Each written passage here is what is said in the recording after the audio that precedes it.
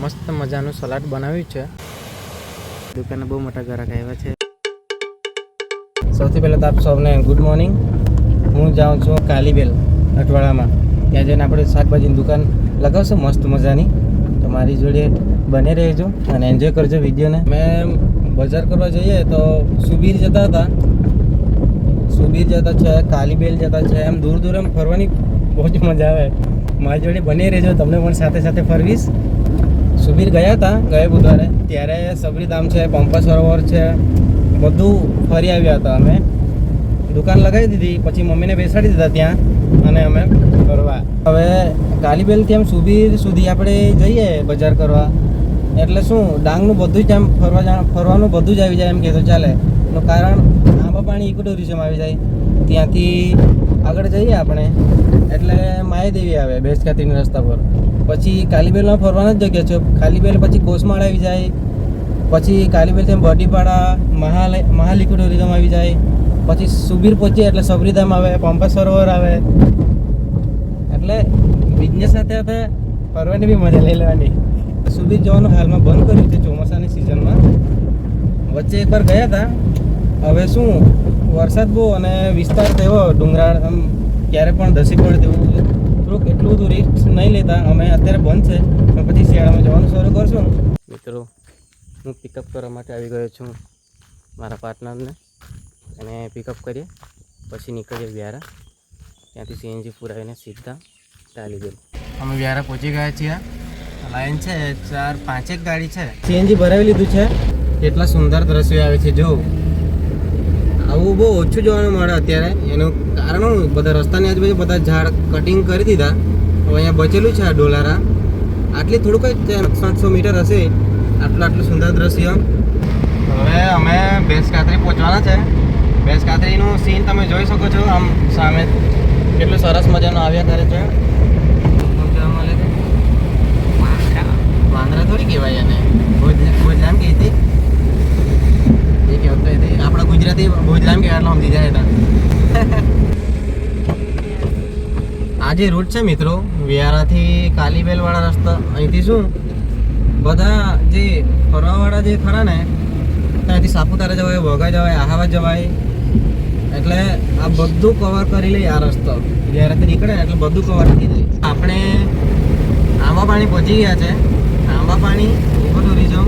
આ જે પાણી જતું દેખાય એને પહેલી તરફ છે આંબા પાણી ઇકો ટુરિઝમ, ઉપરની તરફ છે. આપણને આને પહેલી તરફ છે આંબા પાણી ઇકો ટુરિઝમ. આંબાણી ઇકો ટુરિઝમ પણ કહેવામાં આવે છે અને આંબાણીયા ઇકો ટુરિઝમ અથવા આંબા પાણી ઇકો ટુરિઝમ.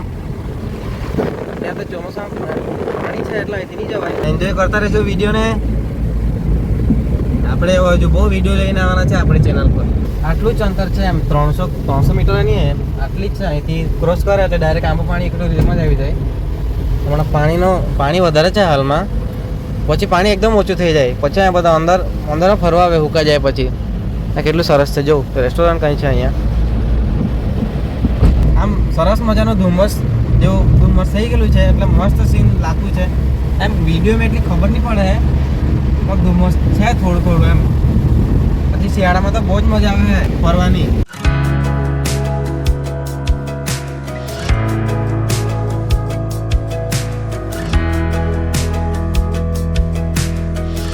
અહીંયા મિત્રો હોસ્ટેલ છે અહીંયા સામે નાના બચ્ચાઓની. અત્યારે તો નહીં દેખાશે આપણને, કંઈ કામ કરતા હશે તે કપડાં ધોયા કરતા છે મિત્રો, નાના ભૂલકાઓ. અહીંથી માયાદેવી જવાય. 1 કિલોમીટર છે માયાદેવી. મહાદેવનું મંદિર જે છે, વાવ. ચોમાસામાં તો વાત જ નહીં પૂછવાની, એટલી મજા આવે ને આ બધી ફરવાની.